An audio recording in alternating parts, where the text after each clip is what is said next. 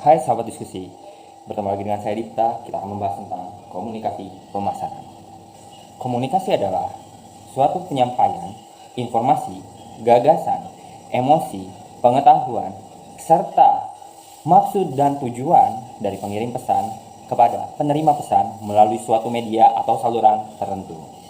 Nah, sedangkan pemasaran adalah suatu tindakan sosial dan tindakan manajemen untuk mengenalkan suatu produk dan menyampaikan informasi serta pengetahuan mengenai produk tersebut untuk membangun suatu citra dari suatu produk tertentu sehingga konsumen merasakan tertarik, ingin tahu, dan juga timbul rasa keinginan untuk membeli. Nah, kalau brand itu apa? Jadi, brand adalah ide besar, nama, gambar, simbol, emosi, serta maksud tujuan disertai dengan pengetahuan-pengetahuan yang melekat dengan nama tersebut. Menurut Kartanegara, brand equity terdiri dari 3. Yang pertama adalah brand awareness atau kesadaran tentang brand. Yang kedua adalah brand image, yaitu pencitraan tentang brand. Dan yang ketiga adalah brand loyalty atau loyalitas terhadap brand. Nah, gimana caranya perusahaan dapat menciptakan loyalitas brand? Berarti untuk brand awareness-nya dan juga brand image-nya harus bagus dulu. Brand awareness dapat dikatakan baik apabila ada 3 hal. Yang pertama adalah komunikasi brandnya harus baik melalui iklan, promosi, dan juga menciptakan relasi terhadap konsumen. Untuk yang kedua, yaitu brand image, gimana caranya? Yaitu dengan menciptakan customer experience yang baik. Dengan apa? Peningkatan kualitas baik segi produk maupun layanannya. Nah, di sini kita cuma akan bahas tentang komunikasi brand aja. Komunikasi brand yang pastinya akan berkaitan dengan logo, periklanan, dan juga promosi yang dilakukan oleh Hokben. Yuk kita akan bahas bareng-bareng. Nah, kita sekarang bakal bahas tentang Hokben-nya nih. Hokben ada restoran cepat saji yang menyediakan masakan Jepang dan ternyata pemiliknya orang Indonesia. Di bawah lisensi PT Eka Intiboga, Hokben sekarang udah punya 100 lebih cabang. Dan ingat, itu cabang, bukan waralaba atau franchise. Jadi beda nih sama dengan KFC ataupun McD. Itu semuanya franchise, tapi Hokben ini ada kepemilikan. Jadi kalau misalkan ngomongin tentang Hokben, itu Hokben punyanya siapa sih? Bisa nggak sih kita buka cabang Hokben sendiri? Nggak bisa, karena emang bentuknya bukan waralaba. Nah, Hokben ini sendiri, ini didirikan tahun 1985. Yang pertama kali dibuka adalah cabangnya di Jakarta. Dan saat ini cabang yang paling banyak ada di Jawa Barat. Nah, ternyata layanan di Hokben gak cuma dalam restoran aja nih, tapi ada mini gerainya, dan juga ada drive-thru, dan sekarang ada Hokben Delivery. Setiap tahunnya, Hokben selalu melakukan riset dan pengembangan untuk memperbaiki kualitas dan layanannya. Nah, ada berbagai macam produk-produk baru yang ditawarkan setiap tahunnya, serta untuk kualitas, Hokben saat ini sudah memiliki lisensi dan sertifikasi HAL MUI baik dari bahan baku, prosesnya, hingga seluruh lini produknya. Bukan cuma halalnya aja nih, tapi Hokben saat ini sudah menerapkan ISO 9001:2015 mengenai Total Quality Management. Dari mulai perencanaan, proses produksi, pendistribusian, hingga layanan, hingga produk Hokben sampai kepada konsumen. Nah, ada beberapa kategori produk yang ditawarkan oleh Hokben. Yang pertama adalah hidangan utama, hidangan gorengan, paket menu set, sup, sukiyaki, beverage, snack, dan kudapan sampingan. Saat ini kita akan membahas tentang analisis eksternal dari Hokben. Nah, analisis eksternalnya ada apa aja sih? Kalau misalkan kita tahu tentang PEST, yaitu politik atau policy, economy and financial, social and culture, teknologi and information. Nah, dari keempat ini kita akan bahas nih, kita ulik satu-satu mengenai Hokben. Nah, yang pertama kita akan bahas tentang politik and policy. Hokben di bawah lisensi PT Eka Intiboga yang merupakan perusahaan terbatas milik negeri, ini harus mengikuti seluruh aturan, kebijakan, dan regulasi yang diterapkan oleh pemerintah Indonesia. Baik itu dari standar makanannya harus terdaftar dan juga diperiksa oleh BPOM. Dan juga untuk halal makanannya juga harus disertifikasi oleh MUI jelasnya. Dan untuk aturan-aturan lainnya, ini dari kemudahan izin membuka cabang, serta untuk eh, pendaftaran nama dari produknya, ini semuanya harus mengikuti aturan dari pemerintah. Dan untungnya apa untuk Hokben? Lebih dari 80 produk Hokben ini sudah terdaftar. Sehingga ketika misalkan ada perusahaan lain yang ingin mengikuti produk Hokben, ini harus membayar royalti jelasnya. Nah, yang kedua kita akan bahas tentang ekonomi dan finansial. Apa hubungannya sih ekonomi ini dengan Hokben? Ya jelas adalah Hokben untuk setiap produknya ini 10% ini dibayar untuk pajak PPN. Bukan hanya itu aja. Tetapi kebijakan inflasi dan juga kebijakan tentang import dan ekspor ini sangat penting dan sangat berpengaruh pada Hokben. Apa pengaruhnya? Nah, bahan baku Hokben itu dari mana? Beras, daging, dan kebutuhan import yang dibutuhkan oleh Hokben. Berarti semakin besar biaya importnya, semakin besar inflasi yang ada di Indonesia, berarti ini akan meningkatkan biaya produksi oleh Hokben. Dengan adanya peningkatan biaya produksi akan meningkatkan harga pokok produksi. Ya konsekuensinya apa? Ya harga bisa naik. Kalau harga tidak dinaikkan berarti apa? Keuntungan marginal dari setiap produknya akan semakin kecil. Social and culture, kebudayaan, kultur, ini sangat berpengaruh tentunya dengan Hokben. Hokben menawarkan produk masakan Jepang. Lidah Indonesia dan lidah orang Jepang tentunya sangat beda. Untuk menawarkan produk makanan Jepang berarti apa? Hokben harus bisa menyesuaikan dengan selera lidah Indonesia. Lalu apa lagi? Bisnis model Hokben ini merupakan restoran cepat saji. Dan restoran cepat saji dengan harga yang mahal, ini adalah konsumsi yang dilakukan tidak secara rutin terus-menerus. Berarti Hokben agar permintaannya besar, ini harus mampu meningkatkan minat beli dari pasar yang sangat luas. Nah, yang terakhir adalah teknologi dan informasi. Apa sih pengaruhnya dengan Hokben? Dulu, periklanan dilakukan melalui koran dan juga televisi. Nah, sekarang, Hokben gimana sih caranya untuk menjalin hubungan relasi dengan konsumen? Yaitu dengan pemanfaatan media sosial. Media sosial berupa apa? Twitter, Facebook, dan Instagram yang digunakan oleh Hokben ini digunakan untuk menciptakan relasi yang baik dengan konsumennya, untuk memberikan informasi produk baru dan juga promosi-promosi. Lalu apalagi? Dengan adanya peningkatan teknologi terutama fintech dan juga e-commerce, ini memudahkan untuk Hokben untuk menjadi saluran penjualan, distribusi, dan juga memasarkan produknya via apa aja? GoFood, GrabFood, lalu apalagi? Promosi-promosi yang dilakukan oleh perbankan, baik itu kartu kredit ataupun layanan fintech lainnya seperti Dana. Sekarang kita akan bahas mengenai analisis SWOT dari Hokben. Untuk keunggulannya, kekuatannya, Hokben ini yang pertama, memiliki sistem manajemen kualitas terpadu dengan sertifikasi ISO 9001-2015 yang terus-menerus diriset dan dikembangkan. Baik dari perencanaannya, operasionalisasinya, finansialnya, perkembangan produknya, serta SOP pelayanannya. Yang kedua adalah kekuatan brand yang unggul dan citra merek yang baik. Yang ketiga adalah keunggulannya adalah mengenai resep produk, sistem produksi, dan proses dengan kualitas yang baik. Yang ketiga adalah hak paten terhadap puluhan produk dan sistem operasionalisasi restoran cepat saji.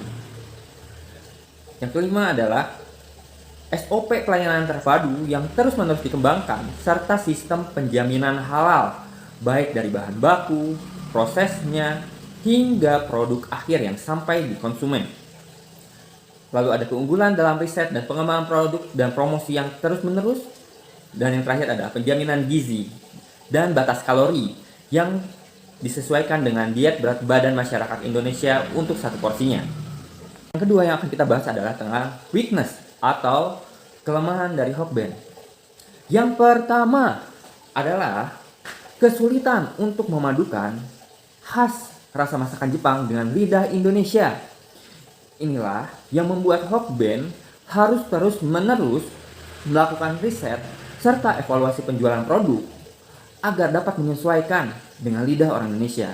Kita tahu sendiri, orang Sunda, Jawa, Bali, Padang memiliki selera yang berbeda-beda. Sehingga apa? Dibutuhkan waktu dan biaya untuk riset dengan biaya yang mahal dan waktu yang tidak sebentar. Yang kedua, ongkos produksi dan pengoperasionalisasi sistem penjaminan kualitas yang cukup tinggi. Kita tahu sendiri, dan ongkos produksi dan operasionalisasi ini membuat biaya atau harga pokok produksi dari Hokben ini tinggi. Makanya kita tahu, selain dari gengsinya, harga Hokben juga dikenal mahal. Yang ketiga, beberapa produk memiliki segmen yang sangat khusus. Misalkan edamame. Siapa yang tahu edamame? Mungkin orang-orang yang suka dengan budaya Jepang tahu kacang edamame. Tapi untuk yang tidak, nah, dengan adanya beberapa segmen yang sangat khusus itu tidak umum disukai oleh khalayak ramai. Sehingga apa? Bagaimana caranya agar produk tersebut tetap terjual, tetap laku? Nah, ini juga agak kesulitan. Yang terakhir adalah fasilitas restoran tidak mendukung untuk berlama-lama. Jadi tidak ada wifi, kursinya pun tidak ada sofa, yang membuat restoran ini ya habis makan ya udah langsung keluar gitu. Kita nggak bisa berlama-lama seperti di Starbucks ataupun di kafe-kafe lainnya. Yang akan kita bahas selanjutnya adalah opportunities atau kesempatan dan peluang yang dimiliki Hokben dari pihak eksternal. Yang pertama, kerjasama dengan pihak luar sehingga dapat memastikan memperoleh bahan baku yang berkualitas. Yang kedua, pemanfaatan media teknologi informasi untuk membantu pemasaran digital. Yang ketiga, pemanfaatan media sosial untuk menjalankan manajemen relasi terhadap pelanggan. Yang keempat, pemanfaatan e-commerce untuk penjualan produk sehingga memperoleh pasar yang lebih luas. Yang kelima, kerjasama dengan perbankan dan perusahaan-perusahaan fintech lainnya sehingga promosi produk yang ditawarkan bisa sangat beraneka ragam dan jangkauannya lebih luas. Nah, yang terakhir yang akan kita bahas adalah threat atau ancaman dari pihak eksternal. Yang pertama adalah kemungkinan produk, resep ini dapat ditiru oleh restoran atau rumah makan dengan skala yang lebih kecil, tapi banyak menyebar luas. Dengan adanya peniruan produk ini yang tidak terdeteksi oleh Hokben, ini dapat mengurangi pangsa pasar Hokben tentunya. Yang kedua adalah kesulitan untuk penjaminan kualitas yang sama untuk cabang-cabang yang jauh. Itulah sebabnya kenapa Hokben baru berani buka di Sumatera dan di Bali saja, tidak di Papua, tidak di Sulawesi, karena penjaminan kualitas yang sangat-sangat susah. Yang ketiga adalah daya beli masyarakat yang masih rendah. Itulah sebabnya kenapa Hokben baru bisa ditemui di kota-kota besar saja. Karena daya beli masyarakat yang rendah inilah yang membuat segmentasi Hokben ini ada di tingkat menengah ke atas. Jadi susah untuk ditemukan untuk di kabupaten-kabupaten atau kota-kota kecil. Seperti itu. Yang keempat adalah kualitas produknya sangat bergantung kepada bahan baku, terutama beras dan kualitas dagingnya. Dan yang kelima adalah kekhawatiran konsumen untuk konsumsi berulang dalam waktu yang dekat. Selanjutnya yang akan kita bahas adalah mengenai persaingan. Dalam hal ini yang akan digunakan adalah analisis Porter. Analisis Porter ini dari 5 hal, yaitu dari kompetisi, yang kedua adalah hambatan pesaing baru masuk, yang ketiga adalah produk substitusi, yang keempat adalah kekuatan supplier, dan yang kelima adalah kekuatan daya beli. Untuk kompetisi, Hokben memiliki keunggulan merek yang tinggi dan juga ada pionir restoran masakan Jepang cepat saji di Indonesia, yaitu dari tahun 1985. Itulah sebabnya saat ini Hokben memiliki aset yang paling besar dan memiliki cabang yang paling banyak untuk restoran cepat saji masakan Jepang di Indonesia. Nah, untuk hambatan pesaing baru masuk bagaimana?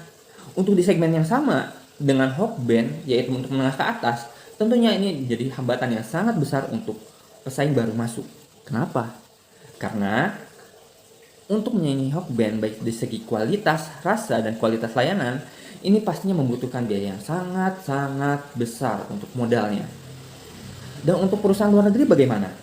Itu pun sama. Kenapa? Kita tahu regulasi perizinan untuk perusahaan luar negeri untuk izin berusaha di Indonesia ini akan sangat susah. Itu berarti harus adanya kerjasama antara perusahaan asing dan perusahaan Indonesia untuk mengatur regulasinya. Itu artinya apa? Sharing profit. Dan apakah perusahaan luar negeri ini mau? Nggak semuanya. Hanya perusahaan-perusahaan besar saja yang mau. Nah, untuk produk substitusi gimana? Nah, kita lihat nih, apa sih yang dijual oleh Hokben? Oh, daging olahan ayam, daging olahan ikan, daging olahan sapi. Substitusinya apa? Oh, berarti ya masakan tradisional, masakan daerah, masakan-masakan Sunda, masakan-masakan Padang yang ada di sekitaran jalan. Itu jadi produk substitusinya. Harganya lebih murah. sama-sama mengenyangkan, sama-sama olahan ayam, sapi, dan juga ikan. Kekuatan suppliernya, kita lihat nih, apa sih yang membuat nasi Hokben enak? Apa sih yang membuat daging Hokben enak? Kualitas bahan bakunya. Ini berarti Hokben sangat-sangat tergantung terhadap supplier bahan bakunya. Dan yang terakhir adalah daya beli masyarakat. Daya beli masyarakat, pendapatan per kapita di Indonesia ini cukup rendah. Tapi tetap saja untuk yang memiliki pendapatan menengah ke atas, ini daya belinya masih sangat tinggi. Itulah sebabnya Hokben hanya buka di kota-kota besar saja. Dan bisa kita lihat di setiap restorannya, apabila kondisi normal, ini ramai, sangat ramai oleh pembeli, terutama untuk pemesanan secara online.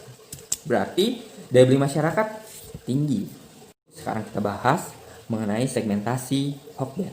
Nah, segmentasi Hokben ini dilihat dari beberapa aspek nih. Dia terkait konsumsinya, situasinya, nilai manfaat yang dicari, geografisnya, demografisnya, psikologisnya, serta terkait dengan wawasan. Kita bahas satu-satu ya. Yang pertama terkait dengan konsumsi. Nah, frekuensi konsumsinya berapa kali sih? Tentunya nggak mungkin sering-sering. Untuk restoran ini, berarti konsumsinya sekali-sekali aja. Status kesadarannya, ini adalah berdasarkan ketertarikan. Pengen makan masakan Jepang, Hokben. Kesiapan mereknya rendah. Kenapa rendah? Karena banyak sekali pilihan untuk masakan Jepang yang lain, atau dengan biaya yang sama, masih banyak pilihan masakan-masakan substitusi lainnya. Segmentasi terhadap situasi. Waktu konsumsinya tentunya ketika waktu senggang. Tujuan konsumsinya itu untuk mengkonsumsi makanan berat pastinya. Lokasi konsumsinya restoran atau mall. Pengaruh orang, pergaulan, dan keluarga. Segmentasi berdasarkan manfaat. Apa sih yang dicarinya? Yaitu untuk mencari masakan Jepang untuk dimakan sebagai makanan berat. Yang diharapkannya apa? Kitanya kenyang, kualitasnya sebanding dengan harga. Anggapannya apa? Memenuhi kepuasan. Wah, kita udah makan enak nih di Hokben. Nah, segmentasi berdasarkan geografisnya apa? Wilayahnya hanya terdapat di kota-kota besar di Indonesia saja. Ukurannya kota dengan penduduk di atas 5 juta orang. Kepadatannya, kota-kota ini biasanya perkotaan dan pusat keramaian. Segmentasi berdasarkan demografis. Usianya untuk konsumsi ini dari 5 tahun sampai 55 tahun. Tapi untuk yang pembeli sadar, ini usianya dari sekitar 18 sampai 40 tahun. Jenis kelaminnya bisa laki-laki, bisa perempuan. Profesinya pelajar, mahasiswa, pekerja, ibu rumah tangga, dan komunitas-komunitas penyuka budaya Jepang. Pendapatannya biasanya di atas 2 juta per tahun. Segmentasi psikologis. Kelas sosialnya tentunya menengah ke atas. Gaya hidupnya berkecukupan dan mapan.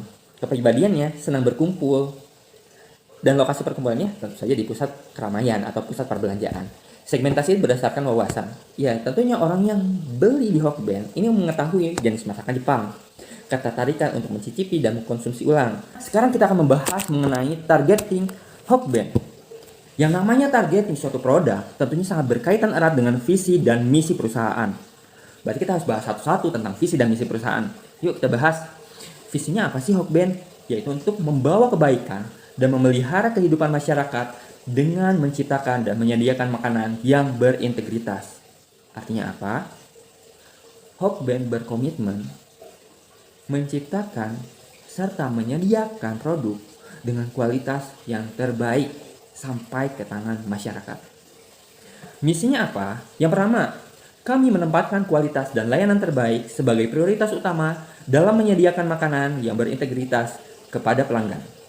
Kedua, kami berupaya terus-menerus dalam menciptakan tambah nilai bagi pemangku kepentingan melalui inovasi dan teknologi. Yang ketiga, kami berkomitmen kepada karyawan dengan memberikan kesempatan untuk bertumbuh dan menjadi unggul. Lalu apa yang menjadi targeting perusahaan Hokben?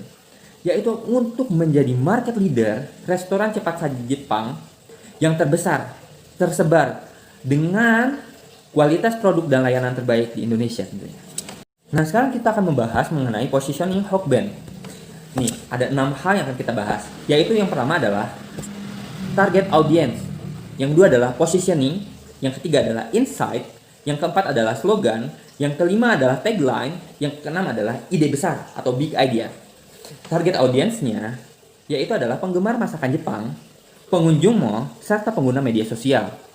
Positioningnya sebagai market leader restoran cepat saji masakan Jepang. Insight-nya apa?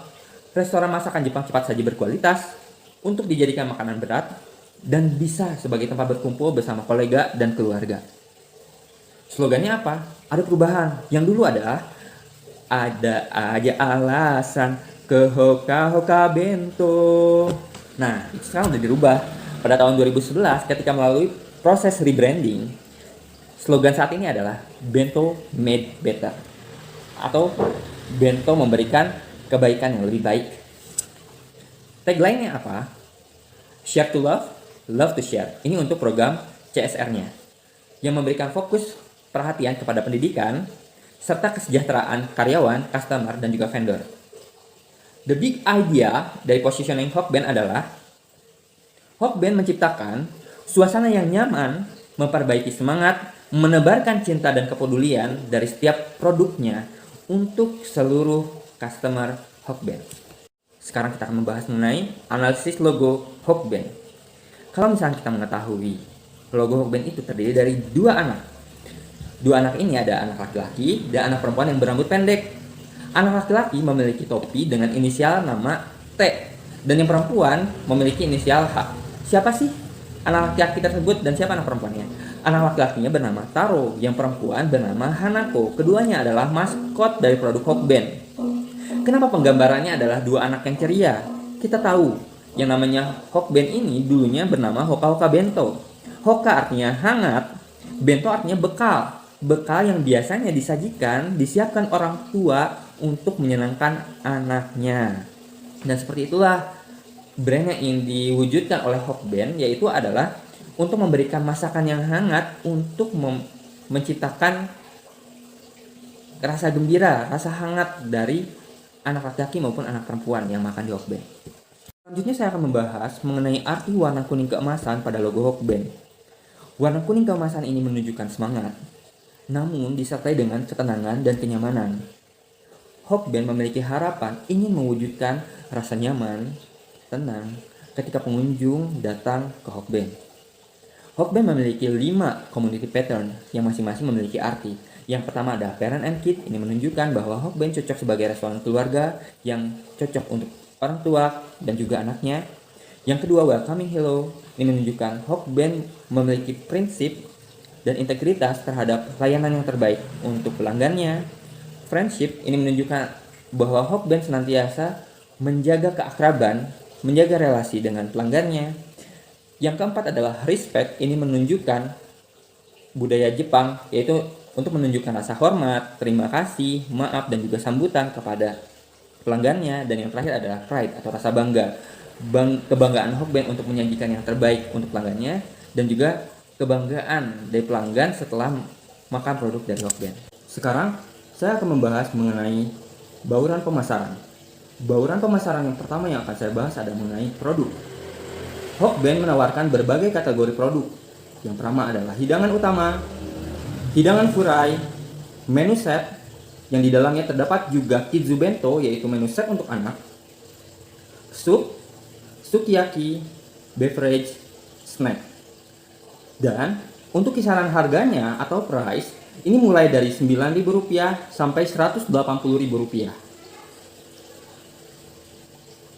Place atau saluran distribusi, ini terbagi jadi 4. Yang pertama adalah restoran atau gerai, aplikasi Hokben yang bisa digunakan dari Play Store ataupun App Store, website Hokben, dan juga call center Hokben, dan yang terakhir adalah GoFood dan juga GrabFood. People, pegawai atau karyawan Hokben yang memiliki usia muda dengan penampilan fisik yang menarik.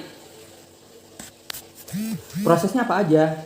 Terdapat 5 jenis proses, bisa dine-in, take away, drive-thru, delivery, maupun pemesanan melalui e-commerce. Physical evidence, untuk restorannya ini ada meja kasir yang di sana dipresentasikan makanan-makanan yang sudah matang, peralatan makanan, serta display menu. Dinding restoran berwarna putih dengan pattern merah dan kuningnya. Meja dan bangku yang bernuansa putih yang biasanya ditata satu set meja untuk maksimal 4 pengunjung.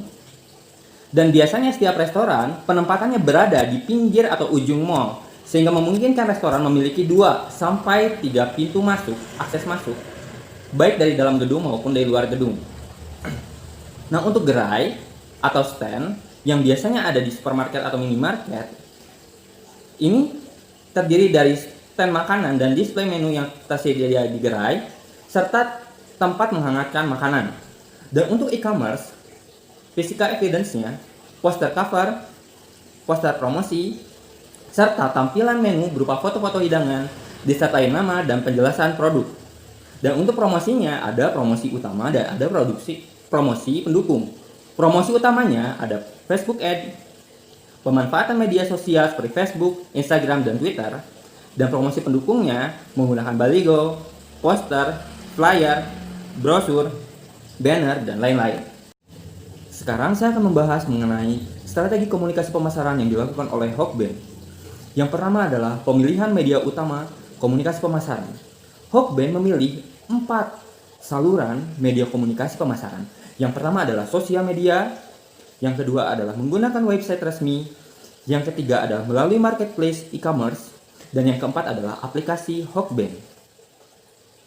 Yang kedua yang akan saya bahas adalah mengenai tone communication. Jadi, Hokben dalam melakukan komunikasi pemasaran ini menampilkan estetika atau tampilan yang menarik, yang cantik dari produk-produknya.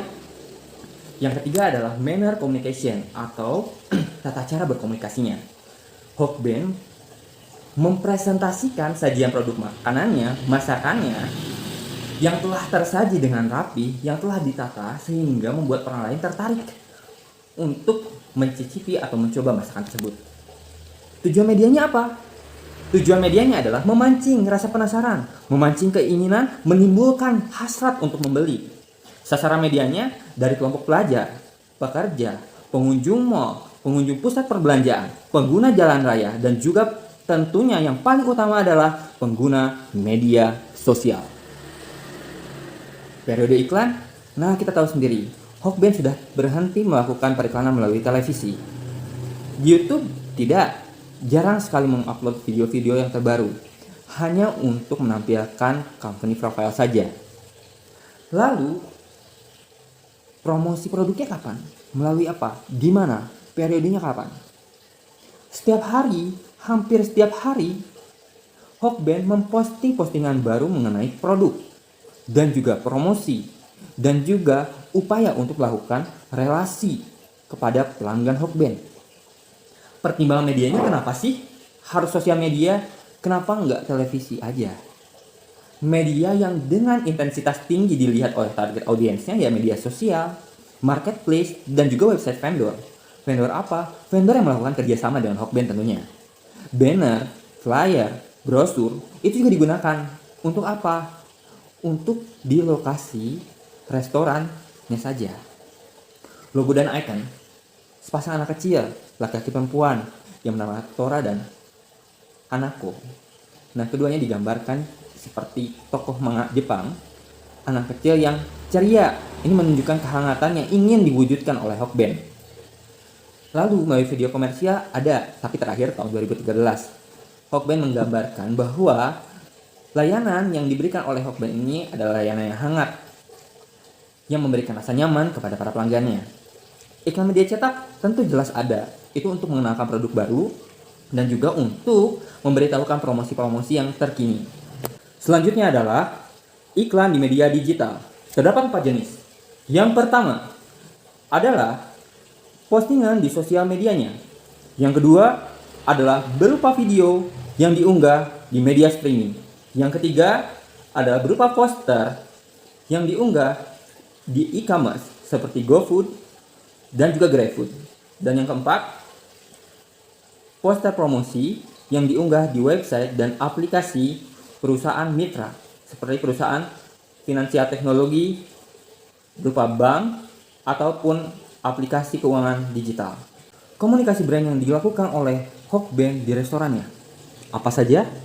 Yang pertama, pada poster yang sangat besar yang bisa kita temukan di dinding, ini terdapat beberapa klaim yang dilakukan oleh Hokben. Yang pertama adalah kualitas daging pilihan. Yang kedua menjamin kualitas rasa. Yang ketiga adalah kualitas ingredient atau bahan baku. Yang keempat adalah perasaan nyaman dan juga lebih baik setelah mengkonsumsi Hokben. Dan yang kelima adalah rasa yang enak, tasty, oishi. TV komersial atau iklan televisi. Terakhir kali Hokben mengiklankan promosinya di televisi ini akhir 2014. Pada tahun 2015, iklan Hokben berpindah menjadi ke sosial media dan juga YouTube. Kenapa? Karena target audiensnya ternyata sudah tidak sesuai lagi dengan televisi. Pada video-video yang diunggahnya di YouTube, ini menampilkan bagaimana perusahaan Hokben, bagaimana produk Hokben, dan bagaimana CSR yang dilakukan oleh Hokben ini menjadi layanan terbaik yang bisa diberikan Hokben kepada para pelanggannya dan para stakeholdernya. Lantas, adakah iklan Hokben di radio? Ada, tapi tidak serta-merta iklan Hokben aja.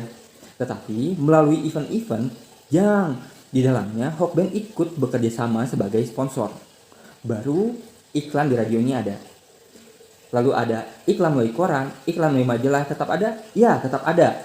Untuk apa? Untuk mengenalkan produk baru dan juga untuk menginformasikan promosi-promosi terbaru yang disediakan oleh Hokben. Banner, banner, flyer, brosur, pamflet, apakah masih digunakan? Masih jawabannya. Untuk siapa target audiensnya? Ternyata tetap digunakan hanya untuk mall atau pusat perbelanjaan di mana restoran itu berada. Jadi untuk menginformasikan secara langsung kepada para pelanggannya, kepada para pengunjung mall bahwa saat itu Hokben sedang melakukan promosi atau mengenalkan produk baru. Kita akan membahas bagaimana Hokben memanfaatkan akun sosial medianya. Terdapat 4 jenis postingan. Yang pertama adalah regular post. Regular post ini digunakan untuk mengenalkan produk-produk Hokben kepada pengguna sosial media dan juga mengenalkan nilai-nilai Hokben seperti respect, friendship, dan juga kekeluargaan.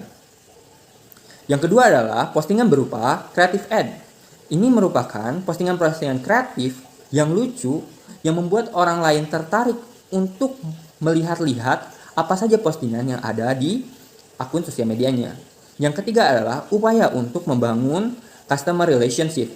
Dengan cara apa? Mengadakan kegiatan-kegiatan challenge dan juga memberikan hadiah dan pengumuman pemenangnya diposting melalui akun sosial medianya. Lalu ada juga social campaign. Social campaign ini adalah ajakan sosial. Untuk apa? Seperti untuk kepedulian Go Green, penggunaan plastik yang seminim mungkin. Makan makanan sehat, makan makanan yang fresh, dan juga makan makanan yang seimbang. Serta ajakan untuk kegiatan sosial. Dan pemanfaatan sosial media ini digunakan oleh Hokben untuk berkomunikasi secara dua arah dengan pengguna sosial medianya. Sekarang kita akan bahas mengenai review mengenai website Hokben. Di website Hokben ini terdapat berbagai menu. Yang pertama adalah beranda, yang kedua adalah menu, ketiga adalah outlet, ketiga adalah promosi, yang keempat adalah informasi perusahaan, dan yang terakhir adalah kontak kami. Pada beranda di sini ada ditampilkan beberapa poster-poster mengenai informasi yang ingin atau urgent atau saat ini ingin disampaikan Hokben, seperti layanan selama masa pandemi atau promosi yang ditawarkan khusus dalam waktu jangka dekat ini. Lalu disediakan pula pemesanan secara online atau kita kenal dengan Hokben Delivery. Nah, nilai-nilai Hokben, promosi yang ada di Hokben, dan bagaimana visi misi dan informasi perusahaan dapat kita temukan di website Hokben. Lalu, apa saja sih layanan yang ada di Hokben dan bagaimana Hokben bisa menjamin kualitasnya selama masa pandemi? Itu pun informasinya dapat kita temukan di website Hokben. Yang terakhir yang akan kita bahas adalah mengenai analisis brand equity Hokben, yaitu tentang brand awareness, brand image, brand loyalty. Brand awareness terdiri dari 2 indikator. Yang pertama adalah respon spontan, yang kedua adalah top of mind. Respon spontan ini seperti apa? Misalkan, seseorang sedang membicarakan tentang masakan Jepang, lalu yang terlintas adalah Hokben. Apakah benar begitu? Ternyata, untuk sebagian orang yang menyukai masakan Jepang, ternyata Hokben ini sangat digemari. Sehingga ketika membicarakan masakan Jepang, yang terlintas adalah masakan Hokben. Apakah sedikit? Tidak, banyak ternyata. Lalu top of mind adalah pilihan utama apabila dihadapkan dengan produk-produk sejenis atau produk substitusinya. Misalkan sedang lapar, ingin masakan Jepang, dihadapkan dengan beberapa produk, ternyata pelanggan Hokben banyak sekali yang memprioritaskan untuk memilih Hokben. Brand image terdiri dari 3 hal, yaitu tentang keunggulan, kesukaan, dan juga keunikan. Hokben memiliki ketiganya. Keunggulannya adalah keunggulan di banyaknya variasi produk dan juga kualitas produk serta kualitas layanan. Untuk kesukaan, Hokben sudah menyesuaikan rasa yang dimiliki oleh produk-produknya dengan selera lokal. Dan keunikannya adalah beberapa produk tidak dapat ditemukan di restoran atau tempat makan Jepang yang lain, seperti Ekado. Ekado ini adalah produk unik yang hanya dapat ditemukan di Hokben saja. Dan yang terakhir adalah tentang brand loyalty. Brand loyalty ini terdiri dari 4 indikator. Yang pertama adalah kepuasan, pembelian berulang, kesulitan untuk berpindah ke produk lain, serta yang keempat adalah antusias. Untuk yang pertama, kepuasan. Misalnya, kita lihat nih di GoFood atau di GrabFood, berapa tingkat persentasenya, ratingnya, skornya. Kita temukan bahwa salah satu top brand dari GoFood dan GrabFood adalah Hokben. Ini menunjukkan apa? Adanya kepuasan yang dapat dilihat dari skor bintang dari pelayanan yang diberikan oleh Hokben. Pembelian berulang ini ketika seseorang datang lagi memesan produk yang sama lagi dan lagi, ini dapat kita temui banyak sekali pelanggan Hokben yang terus melakukan berulang. Meskipun tidak dalam waktu dekat, tapi akhirnya mereka datang lagi untuk merasakan produk yang sama, yaitu produk yang mereka sukai, yang ditawarkan, yang disediakan oleh Hokben. Yang ketiga adalah migration barrier atau keengganan untuk pindah ke produk yang lain.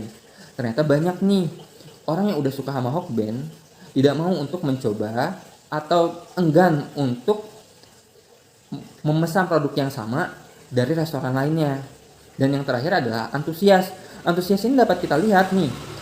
Apabila kita memesan produk Hokben, antriannya bisa sangat lama sekali. Berarti apa? Antrian yang panjang, antrian yang lama menunjukkan bahwa permintaan terhadap produk Hokben ini sangatlah tinggi. Dapat kita ketahui bahwa pelayanan yang kita dapatkan apabila kita makan di Hokben, ini penyajiannya dikatakan cepat. Dan untuk delivery pun sangat cepat. Dan apabila kita temukan di GoFood atau GrabFood ini antriannya lama, berarti apa? Jumlah pemesanannya sangat banyak sekali. Berarti antusiasme masyarakat untuk membeli Hokben ini masih sangat tinggi. Keunggulan kualitas produk, keunggulan kualitas layanan, dan juga komunikasi pemasaran yang baik, ini akan menimbulkan respon yang baik dari masyarakat, terutama dengan pelanggannya. Ini dapat dibuktikan dengan adanya kepuasan pelanggan dan loyalitas pelanggan. Dengan meningkatnya permintaan, dapat kita lihat ternyata Hokben berhasil memperoleh 3 award selama 4 tahun terakhir. Apa saja? Yang pertama, pada tahun 2017, Hokben menerima penghargaan dari World Branding Award pada tahun 2017, Brand of the Year pada tahun 2017, dan Millennial Top Brand yang diadakan oleh Warta Ekonomi pada tahun 2019. Nah, kita sekarang berada di kesimpulan, yaitu pembahasan terakhir dari diskusi hari ini. Kesimpulannya apa? Komunikasi pemasaran, terutama komunikasi brand, dapat berhasil menciptakan brand equity yang baik apabila perusahaan mampu menjaga integritasnya dalam memberikan layanan yang terbaik dan menjamin kualitas produk yang terbaik sampai ke tangan pembelinya. Dengan adanya kualitas produk yang baik, kualitas layanan yang baik, dan pemanfaatan media yang baik untuk komunikasi dan promosi produknya, maka dapat terwujudlah kepuasan pelanggan dan loyalitas pelanggan sehingga terwujud brand equity yang baik. Sekian pembahasan hari ini mengenai komunikasi pemasaran. Saya Pradipta Dika Putra. Saya mohon maaf apabila terdapat banyak kekurangan. Semoga ada manfaat yang bisa diambil dari diskusi hari ini. Assalamualaikum warahmatullahi wabarakatuh. Salam diskusi.